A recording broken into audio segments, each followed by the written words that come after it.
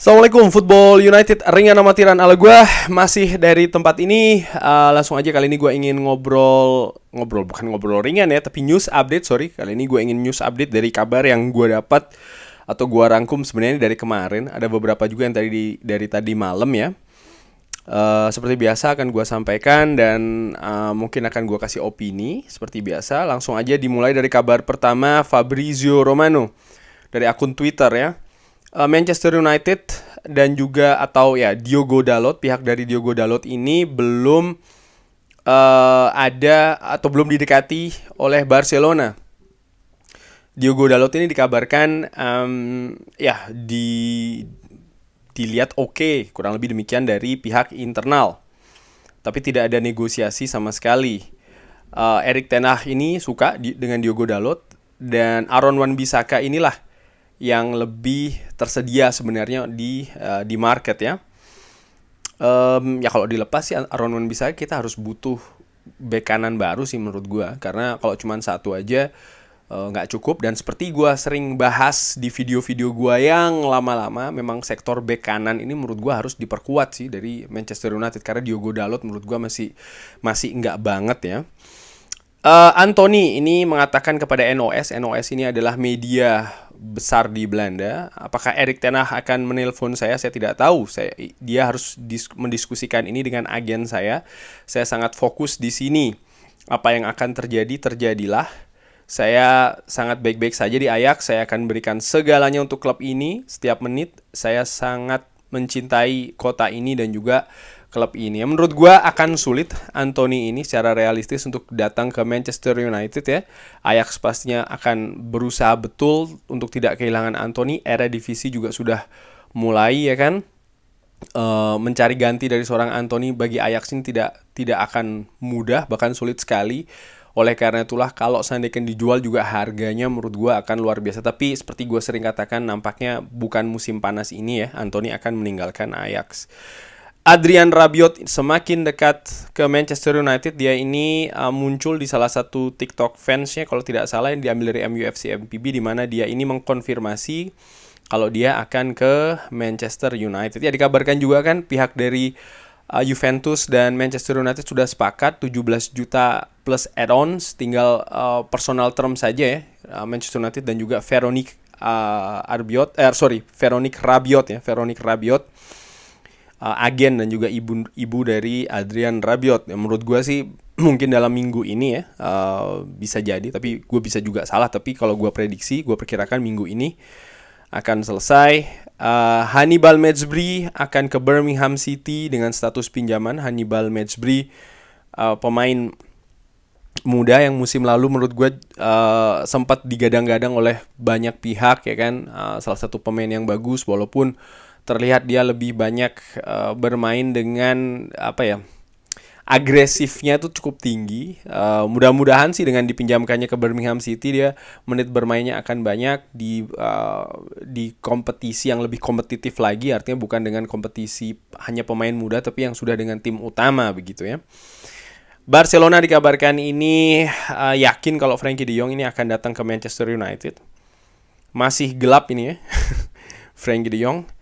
Manchester United dikabarkan ini mempercepat kepergian dari Aaron Wan-Bissaka untuk mendatangkan Serginho Dest. Wow, Serginho Dest yang didatangkan Barcelona dari Ajax tidak mendapatkan tempat di Barcelona, di El Barça. Dikabarkan Erik ten Hag ini ya cukup percaya diri bisa mendatangkan Serginho Dest, walaupun menurut gue ini masih kabar rumor ya. Serginho Dest bek kanan kan kalau tidak salah. Kalau salah gue tolong di enggak ya pastinya. Ya, gue melihat sih apakah dia bisa menjadi penambah kualitas di sektor bek kanan yang menurut gue cukup kurang ya, di Manchester United. Kalau seandainya Erik ten Hag yakin sih, ya gue percaya kepada Erik ten Hag gitu ya. Karena tentunya gue juga punya penilaian sendiri, tapi sekali lagi yang gue nilai ini kan berdasarkan website, berdasarkan cuplikan-cuplikan saja, ataupun mungkin analisa dari 1, 2, 3 pertandingan ya, terhadap beberapa pemain di bek kanan. Cuman sekali lagi sih, kalau Erik ten Hag melihat Serginho Dest, di mana memang sektor bek kanan menurut gue sih harus diperbaiki. Penambahan kualitas dengan pemain baru sih di Manchester United ini ringan amatiran ala gue. Diego Simeone dikabarkan menginginkan Cristiano Ronaldo di Atletico Madrid. Ini menurut gue sih masih rumor juga ya. Fabrizio Romano sempat mengabarkan beberapa waktu yang lalu kalau Atletico Madrid mungkin berminat, tapi untuk mendatangkan pemain baru mereka ini harus menjual pemain lama dulu, dan bukan pemain lama ya, pemain yang sekarang ada di Atletico Madrid, dan ini pergerakannya sangat lambat. Gua perkirakan sih mungkin akan sulit ya Atletico Madrid, tapi gue juga bisa salah. Kabar selanjutnya, Manchester United dikabarkan memutuskan untuk menjual James Garner. Ini menurut gue cukup kabar kejutan ya. Samuel Lukhurst dari Manchester Evening News ini mengabarkan kalau harganya antara 15 sampai 20 juta pounds. Nottingham Forest dan Tottenham ini sangat tertarik. Wow, James Garner. Memang sih di pre-season terlihat Erik ten Hag tidak begitu impress ya dengan seorang James Garner ini. Beberapa kali diberikan kesempatan tapi belum bisa menunjukkan kemampuan terbaiknya. Sempat di awal pre-season dia cedera kan. Tapi melihat apa yang dilakukan atau dimainkan di Nottingham Forest yang cukup oke selama 2 musim terakhir, gue sebenarnya juga cukup kaget sih bagaimana seorang James Garner ini paling tidak di pre-season ya belum bisa penampilannya tuh nggak langsung oke banget gitu loh. Apa dia memang butuh waktu untuk adaptasi lebih? Bisa jadi demikian ya. Tapi sekali lagi memang sektor tengah kita butuh penambahan kualitas. Dan kalau menurut gue sih mungkin harusnya diberikan waktu lagi ya James Garner. Tapi mungkin manajemen melihat sesuatu yang berbeda. Sekali lagi mudah-mudahan ya keputusan untuk kalau seandainya memang betul ini ya menjual James Garner, ya Erik ten Hag juga terlibat dalam hal ini. Artinya kalau dijual kita datang, dan menurut gue pemain yang datang nggak cukup kalau Adrian Rabiot sih, harus ada pemain yang lebih berkualitas ya, karena kita butuh betul-betul ini lini tengah harus dinaikkan lagi tingkat kualitasnya. Ini yang menarik dikabarkan dari The Athletic kalau Manchester United mempertimbangkan Jamie Vardy, tapi Leicester sepertinya akan sulit untuk melepasnya.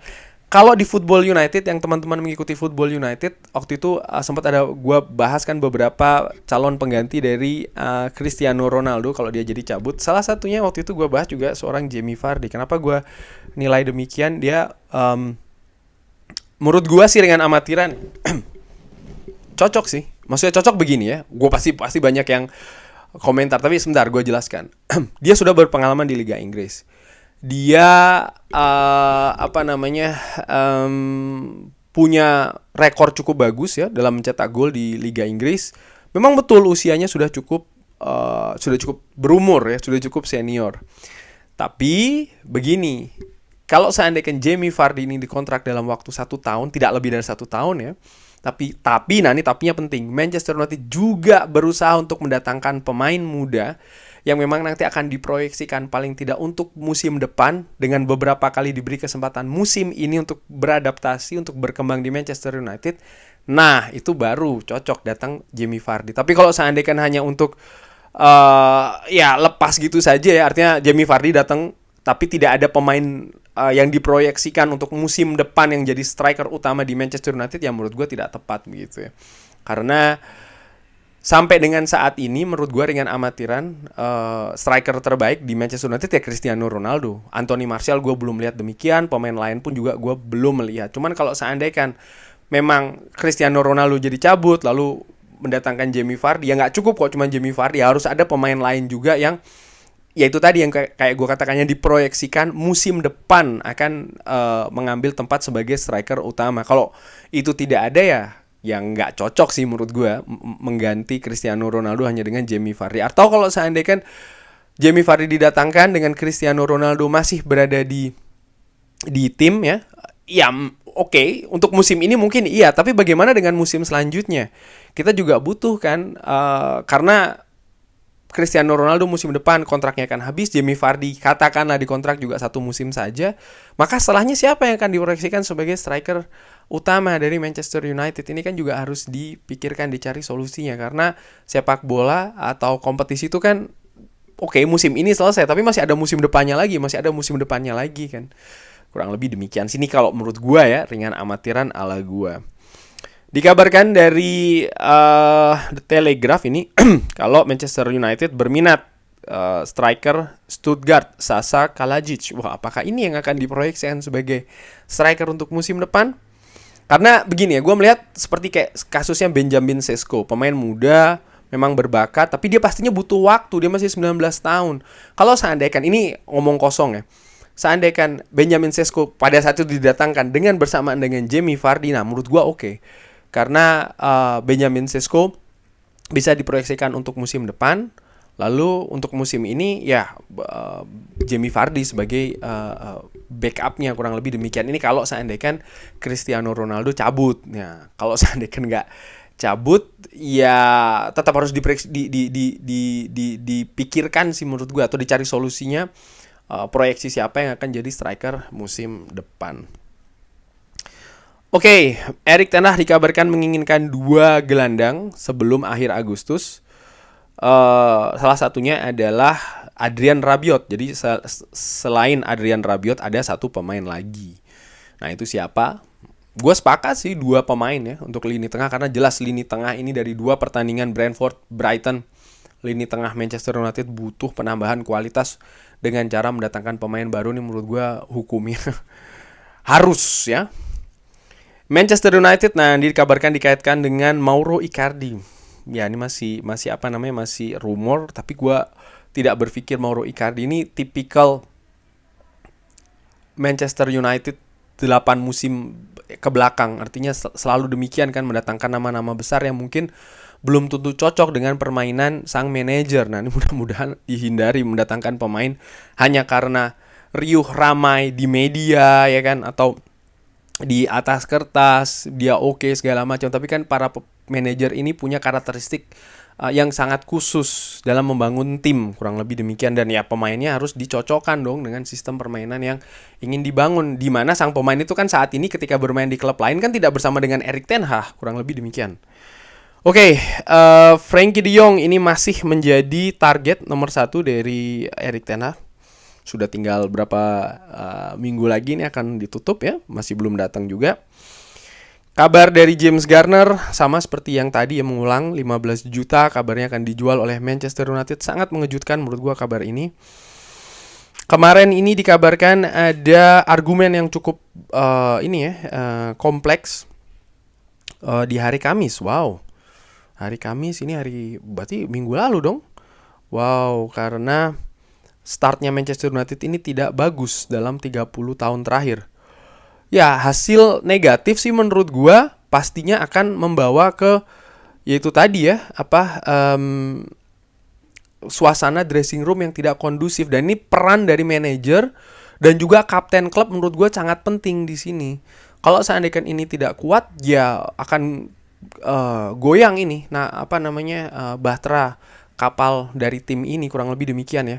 Karena tidak cukup sih menurut gue manajer tuh hanya kayak taktik, bagus di taktik, tapi hal bagaimana penguasaan dressing room ini selalu gue katakan kan, komunikasi kepada individu-individu yang ada, pemain maksud gue tuh sangat penting.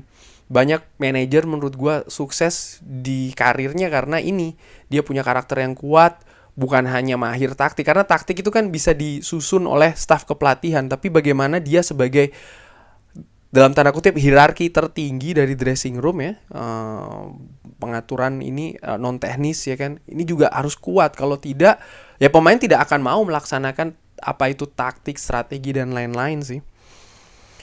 James Garner ini juga dikonfirmasi oleh Fabrizio Romano, ada 3-4 Premier League clubs ya yang tertarik. Wow, luar biasa sih. Ini 3-4 klub berminat dengan James Garner, artinya memang dilihat James Garner ini pemain yang cukup bagus. Nah, ini apakah dia dilepas karena dia sebenarnya ingin mendapatkan tempat inti di Manchester United tapi tidak diberikan, atau memang tidak cocok dengan skema, atau seperti apa? Ini cukup mengejutkan buat gue. Tapi yang jelas begini, kalau seandainya James Garner lepas, ya Manchester United harus mencari gantinya. Artinya kan tujuannya untuk menambah kualitas dong dengan cara melepaskan. Dan ya kalau tidak didatangkan pemain baru ya kualitasnya tidak tertambah, begitu saja sih. Marcel van der Kraan ini dikabarkan mendapat informasi kalau penawaran Manchester United kepada Frenkie de Jong ini sudah habis. Negosiasi baru akan dimulai. Mereka harus membangun konstruksi yang baru untuk memenuhi sisi ekonomi yang diinginkan oleh pemain. Mungkin gaji dan lain-lain ini bisa jadi. Wow, ini mengejutkan ya. Sudah tinggal sekitar berapa nih? 2 mingguan lagi kurang lebih. Eh, Bursa akan ditutup, tapi justru selesai, expired ini tawaran Manchester United kepada Frankie de Jong dan harus memulai lagi dari awal. Apakah ini untuk mempercepat? Mudah-mudahan ya. Tapi yang jelas nih situasinya masih rumit. Kabar terakhir, Manchester United ini dikabarkan ada kontak langsung dengan Matheus Cunha, pemain dari Atletico Madrid ini tadi malam ya. Walaupun belum ada persetujuan dengan Atletico Madrid. Dikabarkan Atletico Madrid ingin 50 juta untuk menjual Cunha. Wow, ini sekali lagi mudah-mudahan bukan panik transfer, panik buying. Maksud gue begini, memang harus dipercepat pergerakan bursa transfer, tapi gue sih inginnya ya Erik ten Hag tetap ada di sana gitu. Erik ten Hag tahu siapa yang akan didatangkan dan Erik ten Hag juga memberikan persetujuan datang atau tidak. Jadi bukan cuman hanya untuk menambah kualitas squad dengan mendatangkan pemain baru, tapi manajemen mendatangkan pemain-pemain tersebut tanpa persetujuan dari sang manajer, ataupun sang manajer juga membuat keputusan ini hanya terburu-buru sehingga kalau pemain itu datang mahal tapi tidak seperti yang diekspektasi penampilannya. Seperti apa yang terjadi sudah ya. Mudah-mudahan tidak demikian. Memang betul Manchester United harus menambah kualitas tim dengan mendatangkan pemain baru, tapi bisa cepat tapi tidak terburu-buru, maksud gue begitu ya. Terburu-buru artinya sudahlah, daripada tidak ada yang datang, oke, datangkanlah supaya media atau fans dalam tanda kutip tidak protes. Karena percuma kalau seandainya didatangkan buru-buru, 2-3 minggu kemudian pasti akan terulang lagi kritik dan lain-lain tentang pemain itu. Kenapa? Karena didatangkan dengan buru-buru tanpa ada pertimbangan yang cukup matang. Kurang lebih demikian news update kali ini. Tidak banyak ya. Bagaimana menurut teman-teman news update kali ini? Drop di kolom komen. Terima kasih sudah menyaksikan. Jangan lupa like, share, dan juga subscribe. Wassalamualaikum warahmatullahi wabarakatuh.